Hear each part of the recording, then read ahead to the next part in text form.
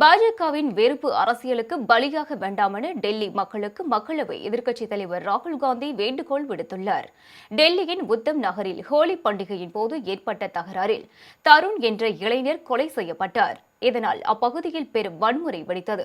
இது தொடர்பாக மக்களவை எதிர்க்கட்சித் தலைவர் ராகுல் காந்தி வெளியிட்டுள்ள எக்ஸ் தள பதிவில் மக்களிடையே பாஜகவும் அதன் ஆதரவு அமைப்புகளும் வெறுப்பை விதைத்து இரத்த களரியை விரும்புவதாக குற்றம் சாட்டியுள்ளார். நாட்டின் பாதுகாப்பு, எரிசக்தி மற்றும் உணவு பாதுகாப்பு போன்ற முக்கிய விவகாரங்களில் பிரதமர் ஏன் அமெரிக்காவிற்கு அடிபடுகிறார் என்ற கேள்வியை மக்கள் கேட்டுவிடக் கூடாது என்பதற்காகவே இந்து முஸ்லிம் மதவாத பிரச்சினைகளை அவர்கள் கையில் எடுப்பதாக விமர்சனம் செய்துள்ளார். இதற்காகவே நாட்டின் தலைநகரில் பட்ட பகலில் மீண்டும் கலவரம் போன்ற சூழல்கள் உருவாக்கப்படுவதாக தெரிவித்துள்ளார்.